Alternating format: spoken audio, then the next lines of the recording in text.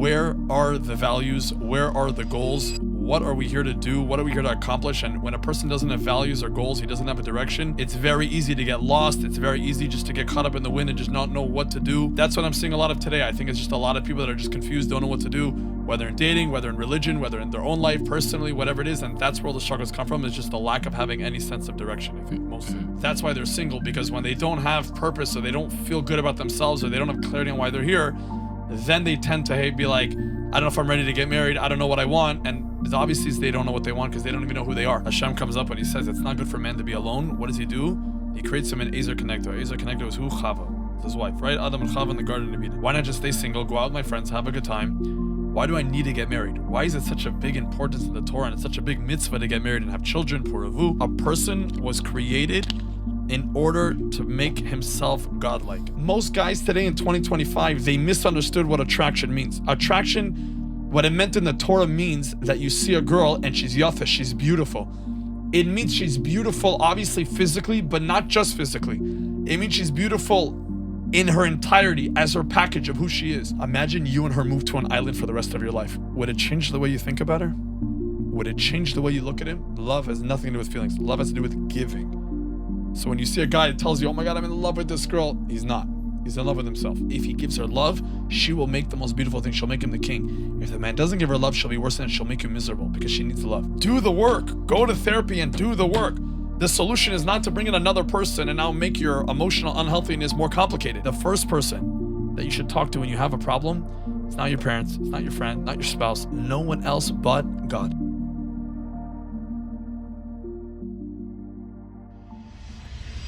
Hey guys, welcome to the YM show. On this episode, I have on Lior Ghalili sitting across from me. We went over a lot of topics specifically on dating in 2025 and a lot of the challenges in the community. And it's also an adult conversation, so any children listening probably should not. So before we get into this episode, it is sponsored by GBC Facility Services. If you need your property cleaned, or you're an owner, property manager, or you run a school, or you're an administrator and you want to keep your cleaning contracts low, reach out to GBC Facility Services. All the information will be below. They are the best. We use them for all our properties. They have the best pricing. And also, when you sign up, they give you a free carpet cleaning for your whole entire property. So without further ado, guys, subscribe, like, and I hope you guys enjoyed this show. Thank you for listening. Lior Ghalili, welcome to the YM show. Thank you for having me, Rabbi Yosef. Good to be back, bro. It's good to be back in LA, man. This is round 2 for everyone listening. We're going to hop into a lot of topics. We're going to try to cover modern dating now in 2025. We're talking about shidduchim, and Torah, money, the community, the struggles of the younger generation, finding your partner and finding meaning and work and Torah and life and balance. And Rabbi Ghalili is the perfect one to have these conversations with. So welcome to the podcast. Thank you so much for having me, Yosef. Of course. Good to have you back in LA. Yeah, it's good to be here. I'm on a flight tomorrow back to Miami. But whenever I'm here, it's awesome to sit down and have a conversation with you. And I guess we'll start off you're doing a lot of amazing work in the Persian community. You're helping a lot of people. You actively have a lot of classes. You're helping people in dating. You're helping people find meaning in life. You're helping people, kind of guide them through this crazy world with all the distractions we have, especially living here in California, where everyone, is chasing the dollar and they're searching for happiness. And I'm still trying to find, meaning, and everyone's trying to always work on themselves. So I'm curious what you've been, the type of work you've been doing and what you've been seeing. 100%. First of all, thanks so much for having me again. Last time I think we spoke a little bit about it, so hopefully we'll just try to continue on the idea. But unfortunately, I could say that this is probably, I would say, the hardest time, I think, to be a teenager, young adult, someone in their 20s. This is just for some reason in this generation in 2025 where we're sitting right now, it's just a time where there's so many people that are either lost, depressed, anxiety, single, can't get married, can't figure out life out, can't figure out religion, trying to just figure themselves out. And it's unfortunate because I feel like in the past, you'll see people that, the struggle, they have this, there's that. Every single generation has their challenges. But for some reason, in this generation specifically, it's like so many people are struggling with so many different types of things. But there are a few that, come around to the majority. And I would say, I think it really boils down to just the society, what's going on around us, the influences that are on around us, what we see, what we're hearing, and what's going on. I have, I work for here with A Chalet. We have our own branch called Eish Chaim that we're doing with Eish. And with all the people that we deal with there, you're just seeing guys, the best guys, really, and the best girls. But some of them are just either lost or just stuck in just different things that they just can't figure out. And it always, I think, boils down to one thing, which is that where are the values? Where are the goals? What are we here to do? What are we here to accomplish? And when a person doesn't have values or goals, he doesn't have a direction, it's very easy to get lost. It's very easy just to get caught up in the wind and just not know what to do. And that's what I'm seeing a lot of today. I think it's just a lot of people that are just confused, don't know what to do, whether in dating, whether in religion, whether in their own life, personally, whatever it is. And that's where all the struggles come from, is just the lack of having any sense of direction, I think, mostly. What's something you deal with the most? Like, what is people coming to you and saying, "Hey, Rabbi," or "Hey, Lior, help me with this. I'm struggling with this. I'm not happy about this." Like, what's the main reason people are not happy, and what is the main reason people the main struggle in dating? I'll say two things. I think number one is dating. I think dating is one of the most important. I happen to deal with young professionals, young adults. So the number one thing is that people that are having a hard time getting married, it's really tough. There are too many people that are single, and it's not just in LA. This is all over Jewish communities, whether in New York, whether Miami. There's just too many people that are single. So I happen to just deal with that a lot. That wasn't even my intention, but it's not one of the questions that come up the most is, hey, I can't find the right one, or I'm dating someone and I can't figure it out, or even, a lot of times someone that's married and, just start struggling in the beginning of marriage. And the second thing I would say that a lot of people struggle with is just having purpose, having meaning, having a fulfilling life. A lot of people, they have no idea what they're doing here and they just feel empty. And I'm talking about people that are making tons of money, that they're coming from great families, they're super successful. It doesn't matter. When a person is lacking a sense of clarity of what their personal mission in this world is to do, which obviously a lot of that has to do with spirituality and Judaism, but when a person is lacking direction and he's lacking purpose, right? And then that ties into the fact a lot of times I see that's why they're single, because when they don't have purpose or they don't feel good about themselves or they don't have clarity on why they're here, then they tend to be like, I don't know if I'm ready to get married. I don't know what I want. And it's obviously they don't know what they want because they don't even know who they are. So when you don't know who you are, you obviously have already a lot going on. And then when you start entering the dating, you have like a double, header going on you because you still don't have yourself figured out. You don't feel good about yourself. You don't feel fulfilled.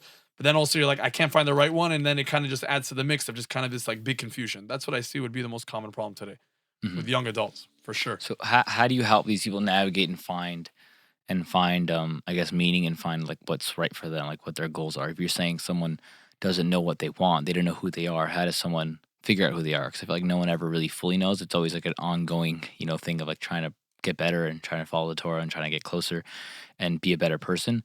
But I'm curious, like what is that to you? Like what do you think is like, how do you help people essentially find themselves? So I'll tell you, I think this is the number one thing most people don't do, which is pretty crazy. It's going to sound really simple when I say it, but most people don't do this. Most people don't ever take the time to actually sit with themselves to understand themselves. Most people don't do it. We're on the phone the whole day. We could be, on WhatsApp the whole day. We could be talking to 100 people, but it's very, very uncommon. It's like almost impossible to find someone that actually takes time to actually get in touch with themselves. Take time out of your day, 5 minutes, 10 minutes, it doesn't matter. Even 30 minutes a week, doesn't make a difference. Turn off your phone, turn off the computer and sit with yourself and just talk to yourself. And simply just try to understand who you are, what are the things that you want to do? What are the things that make you feel good? And a lot of this I tell people when it comes to religion especially. See, a lot of people feel disconnected from Hashem. They feel disconnected from religion because they say, okay, I'm just another number. I'm just another person in it. I don't feel connected. Nothing talks to me. But it all starts with, do you have a real relationship with Hashem? Have you ever spoken to Hashem? Have you ever taken 30 minutes out of your day, not through tefillah, not through shachrit, mincha, arvi, and just actually went out? Not like some sort of yispo to do, where you just went out. You could be walking on the street. You could put on AirPods, go to the park, and just say, Hashem, how's it going? And have a conversation with Hashem and build the real connection with Hashem. Or even with yourself. Don't talk to anyone, just to yourself and say, hey, what bothers me? What makes me feel good? What makes me feel not good? What are things that I can work on and make sure I can make myself a better person? What are things I need to perfect? Right now we're sitting in the month of Elul, right? Most people are going to go through the whole cycle of the 40 days of Elul, and they go through the motions. They say Sedechot, whatever it is. They go to Yom Kippur, and next thing you know, every single Yom Kippur, they end up saying, oh my God, I'm sorry for the same things. Why? Because they're always the same person. Why? Because they never actually stopped and actually realized, where are the things that they can be working on? What are the things that have to be changed? Where can a person perfect himself? When a person starts understanding himself, who he is and what it is, then he understands, okay, this I connect to, this I don't connect to, this I got to work on more. This is a character trait I want to get better at. This is one I need to kind of work on a little bit more. But when a person actually takes time to work on his relationship with Hashem, just through talking through Hashem, not through learning, not through doubting, just having a real connection with Hashem, that is a big way to find himself in spirituality. But in the second area, I would say even more, is when a person finds himself just on who they are. Who am I? What do I like? What do I not like? What are my values? What makes me happy? Maybe a lot of times people think they're just doing things on autopilot and they realize that there's a lot of things that they do in life that don't even make them happy. Then there's things that's like they don't even know what their passion is because they never stopped and just sat with themselves. They're too busy, they're chasing their phone or doing this, and there's so much that comes up in life and distractions that the last person you ever make time for is yourself. So I think that the two things to work on in terms of having a good relationship with Hashem and in the spiritual way is have a real relationship with God, stop and just talk to Hashem from the bottom of your heart. Without a siddur, without anything there, no curriculum, just have a real honest conversation with Hashem. You will feel so close to him.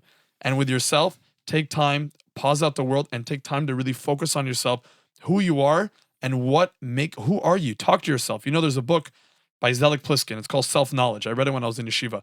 The entire book, there's no information other than there's like, let's say 1,000 questions in the book asking you about yourself. Who are you? What makes you happy? What makes you sad? Are you emotionally, independent? Would you say you're more dependent? Are you a person that has anxiety? Are you a person that's more, clean or just more lazy? Are you more this? Are you more excited? And when a person understands himself, you can begin to have clarity on who you are and what you want to do. And the moment you have clarity, the moment you tap into who you are and what you want, you will feel so happy because then you actually know every time you're doing something, it's exactly what you want to do. Mm. You know what I mean? And then I guess we're gonna try to shift into marriage. I mean, we're gonna try to cover that topic a lot today because, like you said, you have a lot of people asking you about that, and I guess my question is like, why do you think it's important for somebody to get married? Let's say somebody's 21, 22, 25, 28, 30, whatever it might be, and they have good relationships with friends, they have a good business, they have a good structure, they're doing whatever they're doing. Why should they rush into marriage? Like, what are the benefits? Like, will it make them more mature? When do they know they're ready? And how do they know they're not jumping into it too early? Because a lot of people will pressure people. And it's like, oh, you have to get married, or you have to get married, or else it's like you're not accomplishing. So I guess I know a lot, obviously in the religious world, it's a lot more common, but people who are, let's say, not as religious, what do you think are the benefits of them getting married sooner? Great question. Okay, so let's start from the foundation of it all.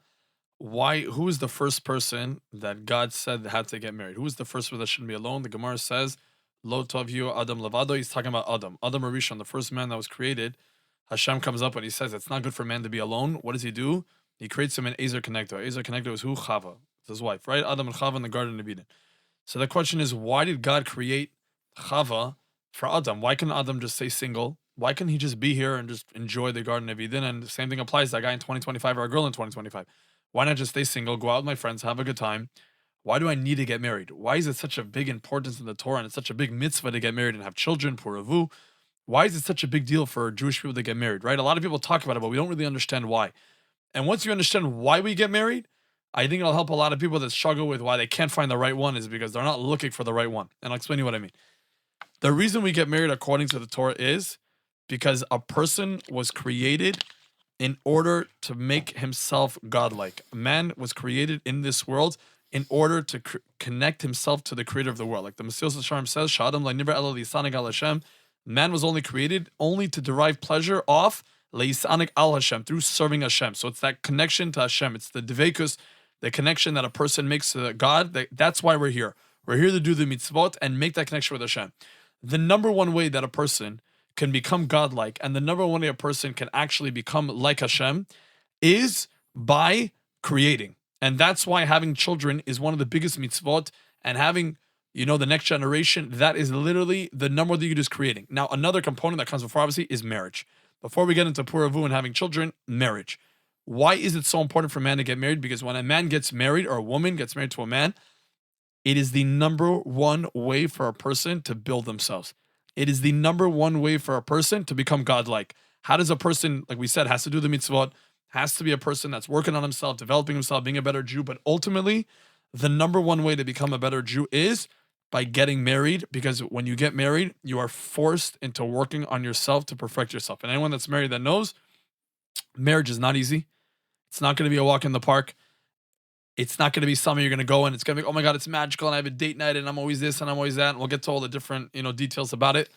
But marriage is the most rewarding thing in the whole world. if you know that you're working on your marriage, and no matter how challenging it may be at times and how much you have to work on and this and that, when you're in it with the person you love, really love, and you're really working with someone, it is the most rewarding thing. Not only because you're building a beautiful relationship with someone you really care about, because you're building yourself. You're in it with someone and you're investing and you're constantly at work and you're developing yourself. So when the Torah tells Adam, your person needs to get married, it's not just because he's alone and he's just hanging out. It's because a person was created for a mission, he's created for a purpose. And only through marriage can a person fulfill the true purpose of why we're here. And that is to build your character, get married. And that's why the Torah says Hashem creates Ezer Kenegdo. What's Ezer Kenegdo? Ezer Kenegdo literally means Ezer Kenegdo. Keneged means someone that's opposing you. So what does it mean? You could look at it two ways. You could say Hashem created someone Kenegdo, the person is against me, right? It's a Ezer. Ezer means a helper. Kenegdo means against. Keneged means to be opposing you. So why would God create someone that's here to help you, to oppose you? Because the answer is that really Kenegdo is that they're not there opposing you like they're against you. A good spouse is there, Keneged. She's facing you in order to build you. And the same thing goes for a man and a woman. Anytime a person is with their spouse, it's not always easy, it's not always this, but through the relationship and through marriage, a person is building themselves up, Keneged the other person, opposing the other person, through all the things that they have to work on and change and all the challenges that come up, you build yourself through a person. It's only through going through those times of sometimes challenging, of sometimes breaking yourself, breaking your own pride, that you end up becoming the best version of yourself. You end up becoming godlike because you become the most wholesome person. You become the person that has to be ultimately giving. That's why marriage becomes not only the most beautiful thing, but it's such an essential part to Judaism, because that is what makes a person close to God. The fact that he's giving and breaking himself to become the best version of himself. Mm-hmm. Right. And people who are dating, right? Do they go? What's like the most common question you get? How do I know if this is the one? Or like, I'm just curious, like when people go up to you, what's like the most kind of like the most common question, or the common struggle or challenges people are having in dating? So I'll tell you, I think I can't say the number one question I get. I'll tell you the number one problem I get, which I think is ultimately coming from the same question, which is that so many guys and girls, both of them, I think today, a lot of people are looking for the wrong thing on both sides. I think a lot of guys are looking for the wrong thing, and I think a lot of girls are looking for the wrong thing. And I say this to all the religious people and all the not religious. It doesn't make a difference. Whoever, the same group, I think the same thing applies. And I'll explain to you what I mean in a second. And that's why all the questions that I get are all stemming, I think it's, the questions that they're asking are more of a symptom, but the root cause of the actual, I would say, problem is the fact that people have the wrong values when they're looking for a spouse. And I'll explain what I mean. Most guys, unfortunately today, in 2025, I would say 80% of guys, maybe 100% of guys, just maybe the last 20% are a little bit less about it. The most important thing in a relationship is attraction. It's like out of control how much attraction has become the centerfold of shidduchim. I've never ever received a phone call from a guy recently in shidduchim. It has never been like, hey, could you tell me about the girl? Could you tell me who she is? Could you tell me about the 99% of the time that I, as a shadchan, my wife and I made a couple of matches. Most times it'll be, hey, I saw this girl, or can you get me a picture of this girl or something like that. Attraction has become the number one thing for guys when it comes to marriage. And again, I want to be very clear about this because it's very important. The Torah needs you to be attracted to your wife. Yaakov saw Rachel, and then it says that Yaakov loved Rachel. Now, people misunderstand this. You need to see your wife and be attracted to her. The Gemara in Kedushin says you can't get married to a woman if you don't know what she looks like, because there needs to be attraction. So the Torah is telling you need it. But the problem is, most guys today in 2025, they misunderstood what attraction means. Attraction, what it meant in the Torah, means that you see a girl and she's yafa, she's beautiful. It means she's beautiful, obviously physically, but not just physically.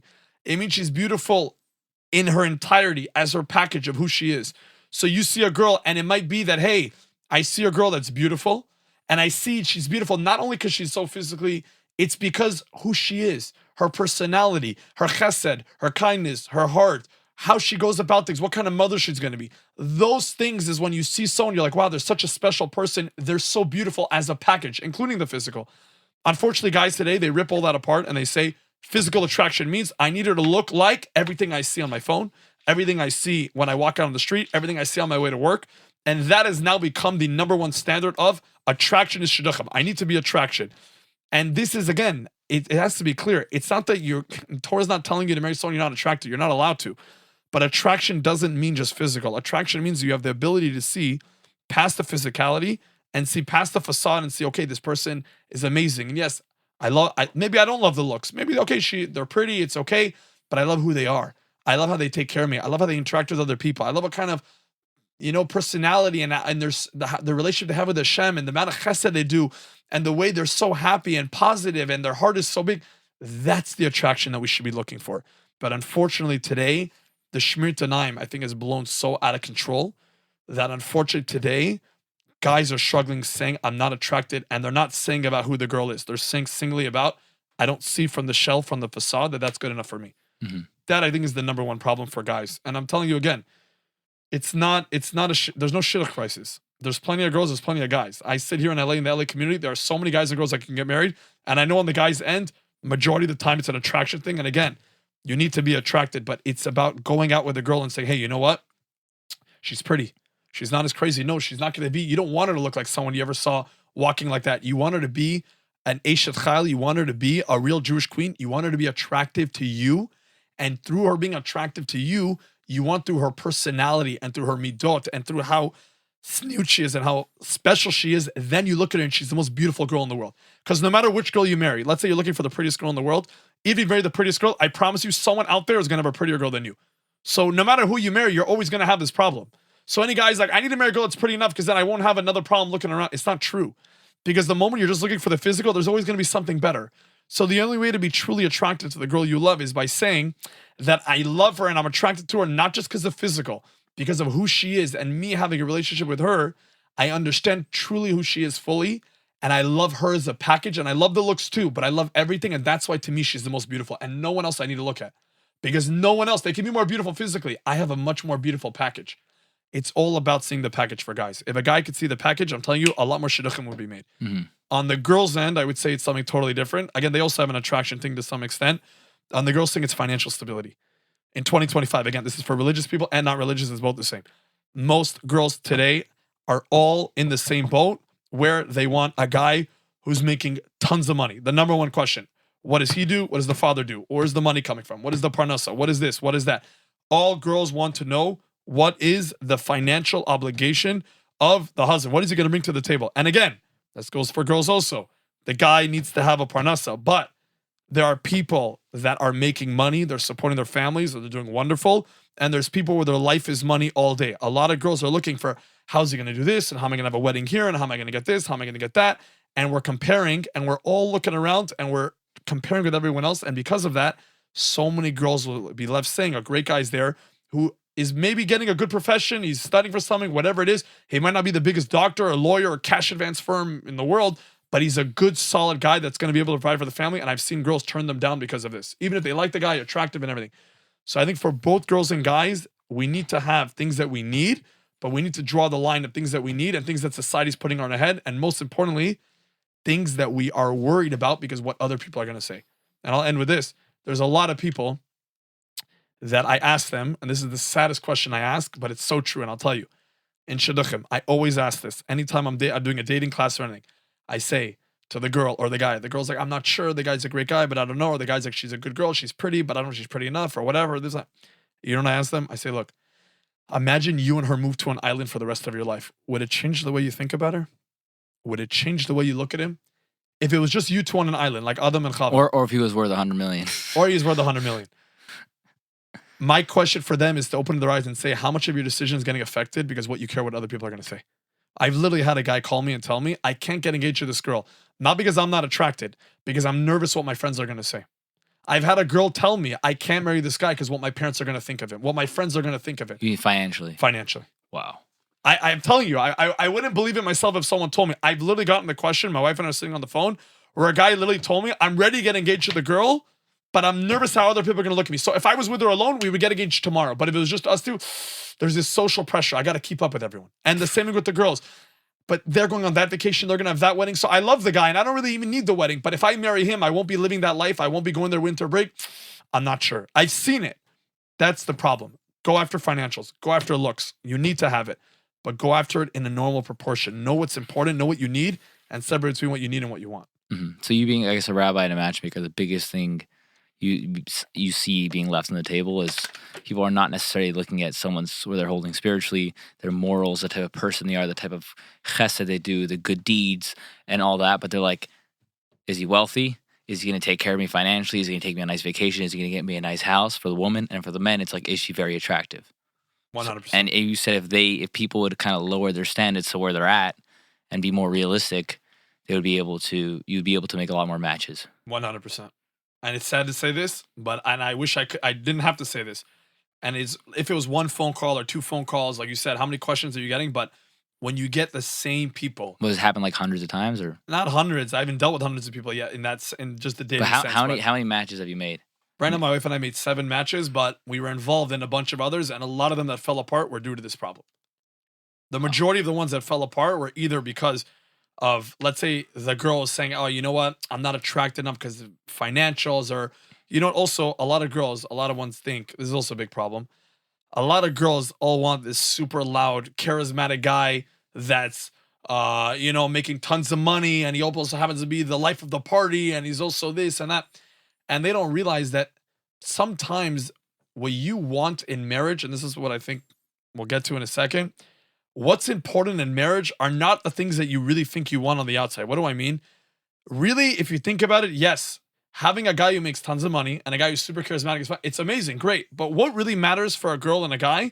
The fact that he's understanding, the fact that he's compassionate, the fact that he's kind. I promise you, any girl in the world, I don't care how rich the guy is, I don't care how cool the guy is, if he doesn't give the wife attention, or he's too busy to prioritize his wife, or his wife doesn't feel like she's the only girl on his mind, I promise you she will be depressed and miserable. It doesn't matter how everything else on the outside is going. Same for the guy. No matter how beautiful the wife, no matter how magical everything is, you could have the best package, right? If a girl is not a good mother and she's not there to be there for the husband and support the husband, and she has anything that makes her selfish or narcissistic or high maintenance or anything, I promise you the guy is going to be miserable. And that I've seen as well. So all these things, again, as important as they are, we have to remember these are things you need on the outside, or they're even the catalyst to get the relationship started. But what really matters, you have to ask yourself, in 5 years' time, what's going to matter? I want a guy who's sweet. I want a guy who's compassionate. I want a guy who's kind. I want a guy who's waking up, going to minyan, who's praying, who has a relationship with God, that's a respectable person that my kids are going to respect. And as a guy, I want a girl I want a girl that can raise my kids. What if I'm not around to raise my kids? Something happens and I have to go out for business or something. Who's going to be left raising my kids? Is this the girl I want? Is she mature enough? Does she have the values I want in my kids? Is that what it is? When you think like this, you start looking for the right person much easier. You start looking past the superficial much easier, because now you're like, wait, what is marriage all about? But again, that goes back to the problem. People in 2025 are looking on their phones and they don't see what marriage is. They see the facade of Instagram of what marriage is, and they think, okay, so marriage is about having a beautiful wedding and having great vacations and having fun and going on trips and blah, blah, blah. So therefore, for that criteria, I need a girl who has X, Y, and Z, and I need a guy who needs X, Y, and Z. So the way you could really fix this for a lot of people listening is that, what is marriage all about? Once I understand what marriage is about, I can reverse engineer what I'm looking for. But if you don't know what marriage is, you're going to look for the wrong thing, which is the superficial thing we're talking about. So ask yourself, what is marriage? What are you getting married for? Marriage is, you know this, we've been married a couple of years. It's the build. It's like it's kind of to be on the same mission. Like my rabbi was saying, similar to your saying, he said, besides like that is a very like 2025 issue with money and looks. My rabbi was saying even more so like in 2020, or even before that, I think like 2015, he was telling me a lot of people are like, oh, I don't know if this is one. I don't know if this is the one. I have to like have that feeling from Hollywood that this is the one. And my rabbi told me this. He's like, any girl or any guy, if they're more or less on the same page, like where they're holding spiritually and they're on the same mission and morally and their belief system, they can make it work. It's commitment. Marriage is commitment. He was going into countless cases. Like you said, you can marry the most beautiful woman, or a woman can marry the most wealthy guy. But there's always going to be another girl for the guy married. There's always going to be, like, you look at these celebrities that have the most beautiful wives in the world. They're always getting divorced and they're on to the next, because it's always the forbidden that people want. It's always what they don't have that they don't want. Everyone, like, people like to focus on what they don't have versus what they do have. And we have so much these days. And like, whatever happened to like a lot of these, you know, these wealthy guys I speak to, like in the work world, they see us younger guys getting involved and like trying to hustle. They're like, hey, slow down, buddy. Like like this new generation in 2025, I'm speaking to myself, is like they want to make quick money, fast money. Like they look at the the 1-2%, right? The top on Instagram or on YouTube who have the biggest channels and the biggest businesses who blew up, like the 1 in a million people, and they're like, wow, this is everyone, because that's what they see. They only see what comes up on the top, and they don't see what comes with that lifestyle. They don't see the behind the scenes. They just see the highlight reels of everyone's life.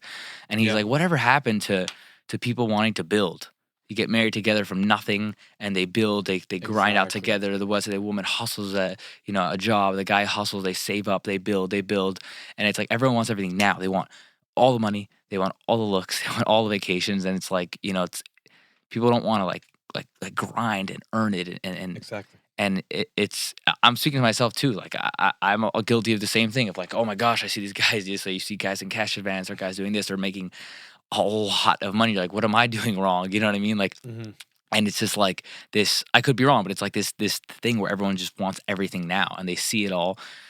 And it's similar. I heard a study, or it was in a book, or it was in a podcast with Tiger Woods, and they say people want the skills of Tiger Woods at golf, but they don't want what it came with. Meaning, they talk about since he was a child. I mean, you can fact check me online, but like since he was like a young child, his father took him to training almost every single day, like till he was like crying. He's like, I don't want to be here. And he's like, his dad's like, you want to do this? He's like, fine, yeah, I want to do this. I want to do this.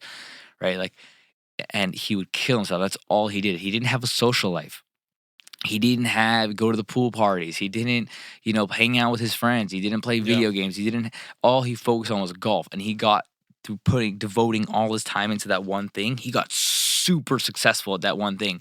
And then people see that and they're like, oh, I want that skill and I want this looks and I want that money. It's like people see a guy with a tremendous amount of money. It's like, do you see his commitment? Like maybe he didn't see his kids in the morning. He doesn't see his kids at night. He's on business trip. He doesn't see his wife. His wife doesn't get attention. His kids don't know him. His kids don't have family time necessarily. Like, do you know what that comes with? People just see that and they want that and they don't know, like maybe they're making a lot less money, but having a happy marriage and being with their kids more is better. 100%. People don't want to work. That's it's in New York. I mean, when I was in New York, there's guys like they brag about like, yeah, I was in the office till 11 p.m. I haven't seen my kids grow up in 10 years, but I'm making a lot of money. It's like, okay, like, is that worth it? Like, let's say someone's, making X amount, but if you want to make 5 times more, but it's at the expense of your kids and your relationship, is that worth it? Obviously, it would be best to blend both, and make a lot, but it's just, and I'm also, like I said, I'm not saying this as like, oh, I have everything figured out. Like we always talk about, we're always constantly trying to work on ourselves and trying to get better, but it's people see the 1% and they want the 1% of everything. They want the 1% looks, they want it in money, they want it in, and they don't want to put in the work and the discipline and to like, be accountable. And I don't know. No, 100%. I think that's what it boils down to. People don't want to work on it. And that's what I think the number one problem in marriage again comes back is to that, what you said, which is that people want it easy and they want the fun part of it and they don't want the actual work of it. And that's why people that get married after 6 months, all the infatuation and all the honeymoon and everything ends, and then people have a hard time because they're like, marriage is work. Hashem didn't command us to get married, just to skip through and just whatever. Marriage is hard work. And again, it's the most rewarding thing in the world, but only when you do it right with the right person and you go through, the right steps to do that. And unfortunately, most people don't. I'll tell you one thing that I think is important, which is that I think people have a really big like misconception on what love is too, which I think is a huge problem. People don't know what love is today. People think that love is infatuation. What do I mean is like, when I'm talking to people in dating also, it's like, what are you looking for? And a lot of guys and girls will tell me like, oh my God, I love the guy, or I'm not in love with him. I'll tell you something which is very funny. It sounds a little nuts, but it's true. I don't think anyone is in love with their spouse at the chuppah. I don't think any person, guy or girl, is in love with their spouse at the chuppah. I know for sure I wasn't. And I'll tell you what I mean. People are like, what? This guy was in love with his wife. Is he crazy? Why did he get married? This is where I think the Torah differentiates from all the secular world and not, non-Jewish ideas. According to the Torah, love comes from the word ahava. Aleph, hey, vav, hey. Hav is the shorsh of ahava. You can only love someone, you can only have ahava when it goes to the shorsh of hav, when you give to them. You can't give to a person to the extent of marriage. Again, you can give them nice dates and flowers and whatever. You can't really give yourself over to a person until you're married and binded to them and living with them. So when a person says, oh my God, I love this girl, she's amazing, right? Or you see the magazines at the, at the stores, Ralph's and whatever, and you see The couple of the year, amazing, celebrity couple, divorced 3 months later. I know people in the Jewish community, they had the biggest wedding, $500,000, Beverly Hilton, everything's divorced. What happened? Everything was amazing. The guy was great, good looking. The girl was great, good look. What happened? What went wrong? Again, this happens for years. This is not like a new thing. What went wrong is that people don't understand what marriage is, back to what you said, and they were in it for the infatuation. So this guy I was infatuated with, he was a great guy. This girl I was in love with, she was so pretty, everything was great. But did you actually have a connection with each other? Did you actually were willing to build with each other? Or was it just the feelings you had? This is what it comes down to. You only fall in love with someone when you start to give to them. You will only love your spouse when you begin to work on the marriage together, when you go through the hard times, when you go through the arguments, when you go through giving, when it's the middle of the night and the kid wakes up and you don't want to wake up and you do those stuff anyway. When you do that, that's when the hav comes, the giving comes, and that's where the hav of the love comes from. But a person that doesn't do any giving and he's just like, I'm in love with the girl. You're not in love with the girl. You're in love with the way the girl makes you feel. It's like the guy saying, like, I love steak. If you love steak, you would never let them kill the cow. You don't love the steak. You love the fact, the feeling that it's giving you. You love yourself. So when a guy comes to me, he's like, oh my God, I met this most amazing girl. I'm in love with her. I'm in love with her. So one second. So if God forbid she got into an accident and she couldn't walk in this and that, you would give to her, right? You go to see her sign and you still marry her, right? Most guys are like, I don't know anymore. I don't know. What happened? What, she had to shave her head, this and that. She got some sort of sickness. Get her away from, what? I thought you were in love with her. Love means you're willing to give to her. No, no, no. Love men. I love how she made me feel. She doesn't make me feel that way anymore. I'm not interested anymore. So people have such a misconception of what love is. So not only do they go into marriage and have a rude awakening of what it is, but I think, again, when you're actually dating, you can use this to really look for the right person. And the right person might not be the person that you feel the most in love with, because you're not falling in love with a person when you're dating them. When you go to date, see, this is, again, the biggest problem. People think they go to date to fall in love. You're not. You go to date in order to find a person that you could potentially fall in love with. Huge difference. You're not dating to fall in love with the person that you're going to marry. You go to date the person that you think you could fall in love with in marriage. So really, when you're dating, you're not looking for feelings. You're looking for Compatibility. compatibility. If you ask me, the smartest people in dating are not the ones that are like, oh my God, I felt this, I felt that. No. It's a person that could come home, take a paper and a pen and be like, okay, and this goes back to what we said in the beginning, being in touch with yourself. I know I need a guy who's patient. I need a girl who's kind. I need someone that listens. I need someone that's not selfish. I need someone that does this. I said, okay, so I know myself and I know what this person is. We're compatible. Through marriage, we're going to bond and we're going to fall in love. The person that goes out, and I've seen this, I'm in love. She's amazing. The guy is great. He's the best guy in the world. Divorce. Shalom bayit. Fighting. Why? What happened? I thought there was so much love. It's not love. That's feelings. Love has nothing to do with feelings. Love has to do with giving. So when you see a guy that tells you, oh my God, I'm in love with this girl, he's not. He's in love with himself. Now, again, I want to clarify. That doesn't mean that you should not go out with the girl you don't have feelings for. You have to have feelings for the girl you're going to marry, and you have to have feelings for the guy you're going to marry. But there's a big difference between having feelings and thinking I'm in love. Feelings are infatuation, and it's good to have infatuation. Infatuation means you like the person, you're attracted, things are good. You need to have all that. But you need to have all that to get you excited in order to put in the work with your person that you're compatible with. I always tell people, marriage is the building. When you're dating, you're not looking to build a building. You can only build when you're married. So what are you looking for when you're married? You're looking for the best contractor. You're looking for the person that can build you the building you want. Your job is to be the architect and know what you want to build. And then you find the person that's the best contractor. The person that tries building the building when they're not married is not building a building. They think they are, but it's not love. It's not work. There's no work. There's no kids. So they're like, oh my God, I gave to her and I bought her a necklace and I took her to the beach and it was hard for me to buy her this and that. It's nonsense. It's all you being in love with yourself and feeling good about yourself. And it's about the girl the same way. Oh my God, the guy was so this and so that. That is not love. That's infatuation and it's great, but that's all in order for you to ask yourself, am I meeting the right person I could build the building with? That's it. Mhm. That's what I think is the biggest problem that I think people have. It's not even a problem. It's that it's a misunderstanding of what to look for because they don't know what they need. You know what I mean? Yeah. Very cool. And like I think you were telling me last time we were speaking about people going up to you and saying, hey, like I want to get married. I found a great girl, but Rabbi or Lior, whatever they call you, like, why should I be religious? What is the benefits? Why can't I just be a good person, have good morals, and just get married and have kids? Like, why should I follow the Torah? Why should I keep Shabbat? What do you answer, like, non-religious Persians or people in general in the LA community when they ask you questions like that?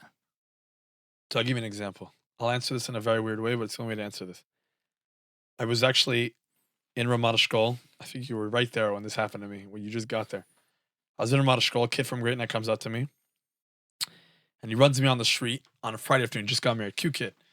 And he comes to me, and he's like, Rabbi, I have a question. But he's like, I'm embarrassed to ask. I need to ask someone more chilled, whatever. I said, what's up?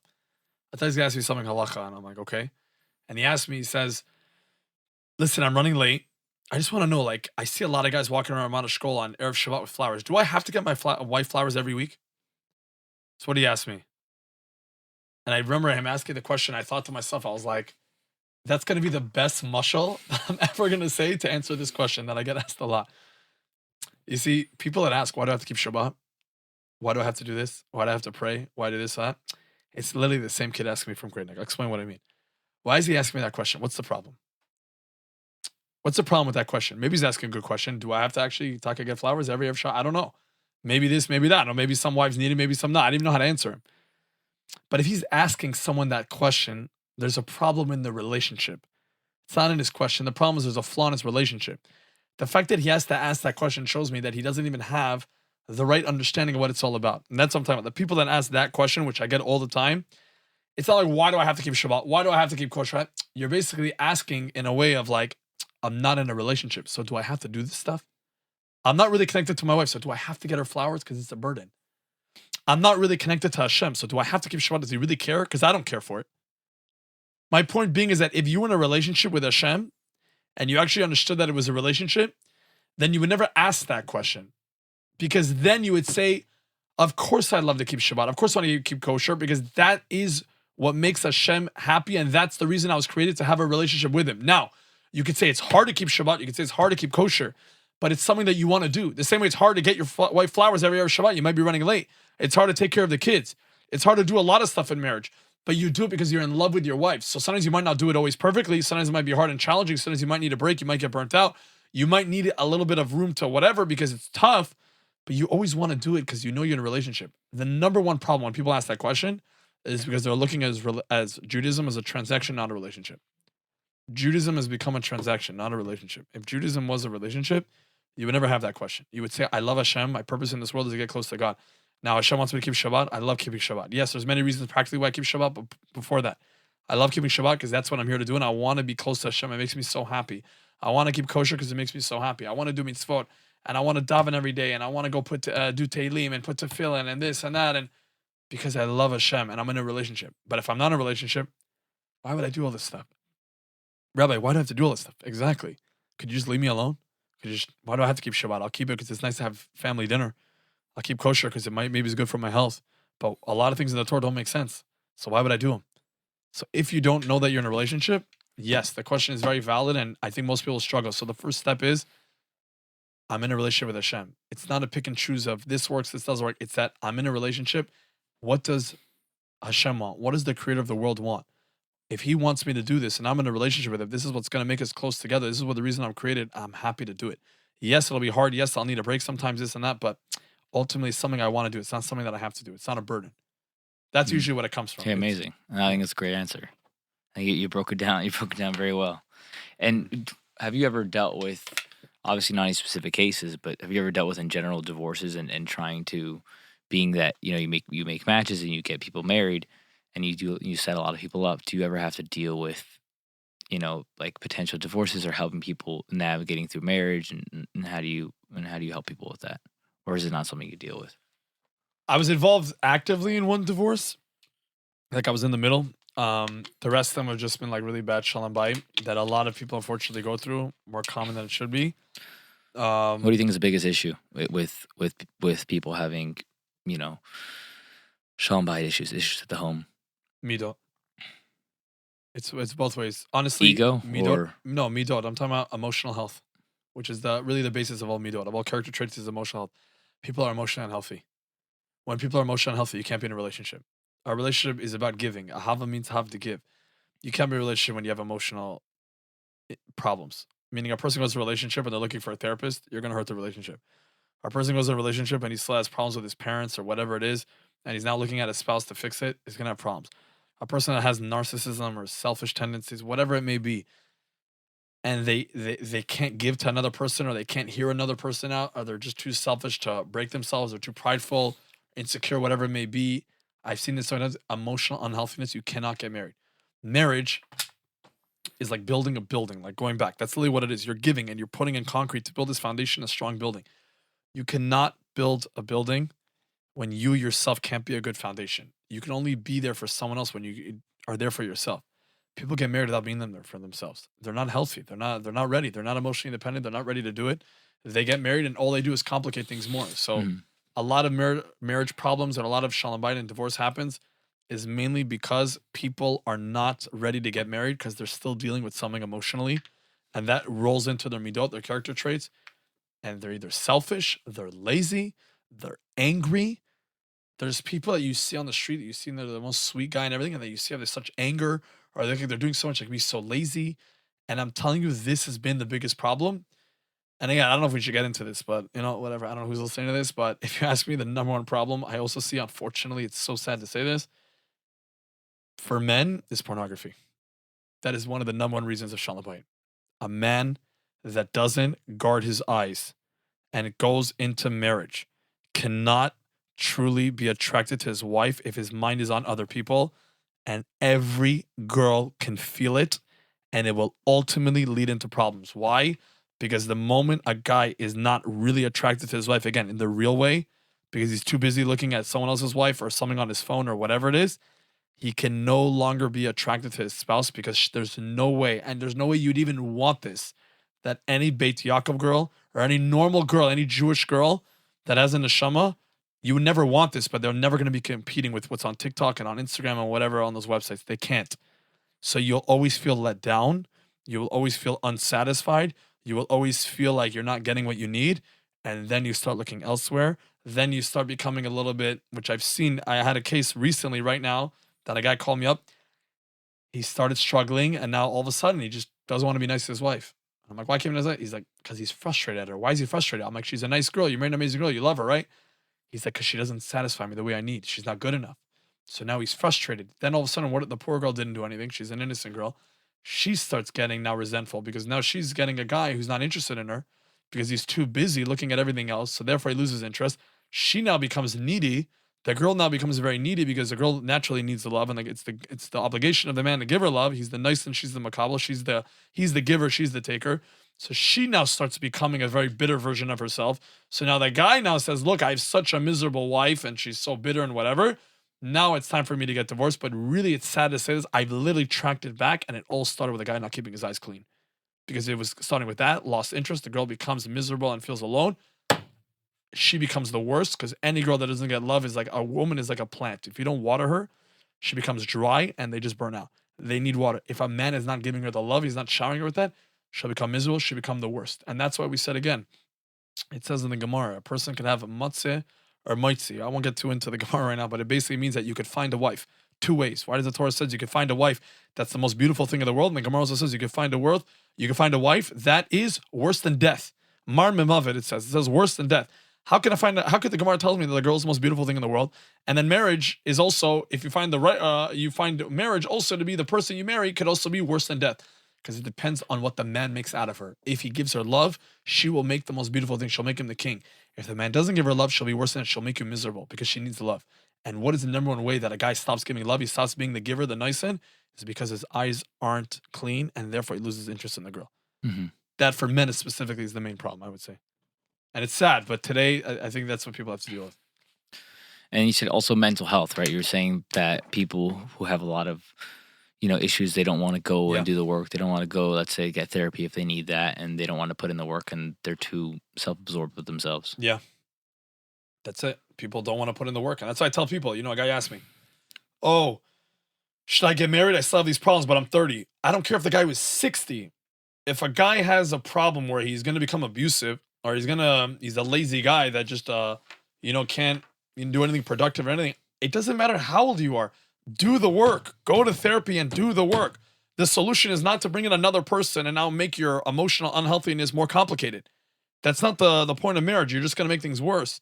Your goal is to go in and do the work. Get the help you need. And if it takes 1 year, 2 years, whatever it is, get a rabbi, get a therapist, raise the money, whatever you have to do, and make sure you're ready. And again, no one is perfect when they get married. You're not going to be perfect, but there is a certain threshold that you have to reach in order to feel like you're ready enough. And that means you're emotionally independent. You don't have to be the most productive guy and everything, but you're not this lazy bum sitting around. You're not a guy who's dealing with anger or something that's out of control. You're not a guy who's dealing with not keeping his eyes clean, like with an addiction. You got to be ready. And for a girl also, you got to be ready to give. You got to be ready to be a girl that's going to be ready to be a mother, to be a wife. And a lot of these girls aren't. They're just not ready for it. And that is the number one problem. People are just getting married. They're not built. They're not ready for it. They're not mature enough and they're not worked on enough. And then they get married and they just complicate everything. I know someone that got married that I didn't think was ready to get married. I didn't say anything. I didn't want to get involved. But I know today now, I actually had 3 people like this. And now they're all struggling. And they're not struggling because, something magically happened after their marriage. It's the same problem they had before marriage. It just came out. Now they're married. And now that problem is just more complicated. And then they have kids. And you know what that does? It complicates it 10 times more fold. So you're not going to solve anything with marriage. Marriage is not a hospital. Marriage is a place where you're ready to give and build yourself. And again, none of us are perfect and we all struggle with our shalom bayit. We all are not perfect when we get married, but there's a certain amount of readiness you have to be at where you're ready to build, where you're ready to give, where you're ready to grow. And when you do it prematurely, the only person that's going to suffer is you, your spouse, and unfortunately, it's always the kids. Mm-hmm. So do you think there's too little or too much pressure on people to get married, even if they're not ready? Yes. Right? 100%. Especially in the religious world. Why does everyone have to get married so young? What define young? 21, 22, 20? I wouldn't even put a number on it. I would just say like again, Torah needs you to get married. For men especially, we know why. Shmir Tzanayim, get married as soon as possible. For girls, obviously, you want to build a home and get married. There's nothing wrong with getting married quickly and young. There's a problem when people aren't getting married, when they're getting married and they're just not ready. Do not get married when you're not ready for whatever reason. And I'm telling you, A, a lot of people get married, they're not emotionally healthy. B, a number one, they're not mature enough to understand what marriage is all about. They're waiting for the guy to buy them the nice house over here, and the girl's going to take the look beautiful on the winter break. They're going to take to Cancun. Like, you're so lost in what it's about. Do not go into dating. I'm telling you, do not do it. I will literally tell parents, do not date. Stop. It's not worth it. They're going to be like, oh, my kid's going to be single. They're going to get things in shidduchim. It is much worse to be married to the wrong person than to be a little bit older in shidduchim, especially even for girls. But people are like, no, I got to get married immediately. My friends got married from 7 to 7 without taking the 30 minutes to ask themselves, who am I? Am I ready? Am I in touch with myself? And they just do it and they just run it. And how does one know when they're ready?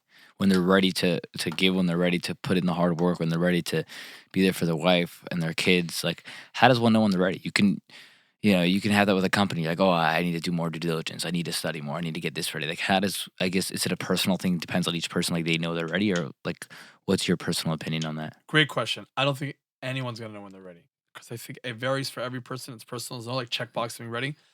I think there's a certain confidence you feel like when you're good with yourself. Yeah, when you're ready to give. You're like, I just want to give already. Yeah, exactly. I've taken enough. I've done enough. You're good with yourself. If you feel like you need to get married and you're not at peace with yourself and you need to take, I'm good with myself. I'm at peace. Life is okay. It doesn't mean to me I'm so happy and everything's amazing and I'm killing it. No. I'm good with myself. I feel good. I'm happy and I'm okay. That, I think, is the starting point, at least.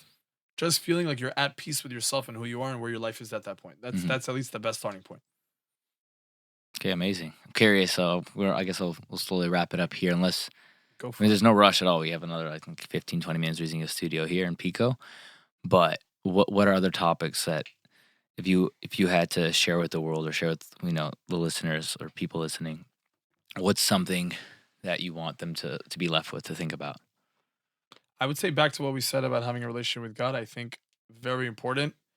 I think a lot of people not religious. But how does one do that? Let's say they're not religious, and you say a relationship with God, and they don't even necessarily believe in Hashem or in God. How does one start and start that path and look into the truth Yeah. So I'll share with you this, and I'll end with this. But I think this is an important idea. Unfortunately, I have a hard time making people that are already religious have a real relationship with Hashem than people that are not religious at all. So just because someone is davening 3 times a day and learning Torah, sometimes those people are the farthest from Hashem because they have no relationship. Relationship doesn't mean just doing mitzvot and just doing motions. Again, mitzvot are very important. Motions are super important, and we have to do them. But having a relationship with Hashem means having a real connection with the creator of the world. And a good friend of mine, Aaron Golfus, he wrote a beautiful book called Indisputable Truth, which proves God beautifully. What is it called? Indisputable truth. Indisputable I could truth. send the link after. He'll An put the amazing link. guy. I mean, I'll have, hopefully, Put when the it's link. posted, I'll have the link below. Amazing book. I teach in a lot of my classes, a lot of my students. All the proofs for God, everything laid out. So a lot of people that say, I don't believe in God and I don't know where to start by reading the book. You'll get all the basics. But after you have all the basics and you know what it's all about, the starting point is start to have a relationship with Hashem means literally just that. Talk to him. Talk to him. When you keep Shabbat, go into Shabbat and say, hey, I'm taking 24, 25 hours where I'm not on my phone, where I'm supposed to be at peace with everything, and I have a relationship with God. I'm going to talk to him. I'm going to share with him my day. Ask Hashem, how's it going? Tell Hashem your struggles. Cast your burden on Hashem. Tell Hashem, this is what's going on. This is further than that. Pray to him. Be thankful for all the things that he gave you in life. There's so much to be thankful for. When you start being thankful, you start connecting to Hashem, you start appreciating the world. You start looking at this water we had. We made a shahakal. We go outside. We see the beautiful sun today. We're living in LA. Everything's amazing. Thank God I have a car. When you start being more thankful and you start talking to Hashem to say thank you for stuff, start asking for things. Tell him your real needs, but focus on that relationship with Hashem. You'll be so much happier. And make it real to yourself. If you don't understand why you put tefillin, go look it up. Again, we can't do it all now, maybe in a future podcast, but there's a reason in Torah for everything. But even with the reason for everything, it all starts with Hashem loves you and he wants to be your best friend. And I'll end you with this. The first person that you should talk to when you have a problem, it's not your parents, it's not your friend, not your spouse, not even, I would say, no one else but God. God is your number one address. Start talking to Hashem when something happens. When you start talking to Hashem, you know Hashem wants to be your best friend. You know the creator of the world is on your side and he wants you to succeed. You will be so happy. Your life will be filled with so much meaning and purpose and goodness. And look at the Torah and Mitzvot and realize that all the Mitzvot, see, sometimes we get caught up in the Mitzvot. We get caught up in, I have to wear tzitzit, I have to do kosher, I have to do tefillin, I have to learn 3 times a day. No. Tell yourself, I'm here to get close with Hashem. The same way why I have to get close to my wife, the goal is to have a connection with my wife, right? So part of having a relationship with my wife is to get my kids from school, which I have to do in a few minutes, and also get her flowers and say she's beautiful and take her out for dates and do this and do that. Those are all rungs on a ladder of a relationship. It's the same thing with Hashem and Mitzvot. The ladder is in order to build a relationship. The rungs on the ladder of the Mitzvot. Don't get stuck on the rungs on the ladder. Too many religious people get stuck on the tefillin and the learning and the davening, and there's no relationship with Hashem. And then they ask you, can I get a heter to not do this and this and this? You know why so many people want heterim? Because there's no relationship. It's like the kid in Great Neck. Do I have to get my wife flowers? Because I don't have a relationship with my wife. So it's just transactional. So make it real and understand the mitzvot are here to get me closer. So when you put tefillin, ask yourself, how is the tefillin going to get me closer? 25 hours of Shabbat. Is Shabbat just the time to eat food and just do whatever? Or is it time to get me closer? If prayer is the time to get me closer. Learning Torah is supposed to get me closer. So if I just learn about a cow goring another cow and I don't feel closer, I'm doing something wrong. It means my perspective is wrong. Doesn't mean I shouldn't learn. We should always learn, but understand, why do we learn Gemara? Why do we keep Shabbat? Why do we daven? Why do we put tefillin? Why are we in this world? And the moment you start understanding the whys for everything, you'll start realizing it's a beautiful relationship, and there's nothing in the world you're going to want to have more than having a close relationship with the creator of the world. That's what I would say is the most important thing to have. Amazing. Thank you so much. Yosef, awesome. I love you, awesome having you on again. Awesome man. conversation. Thanks. Always. Thanks so much. Chazak Baruch Bo.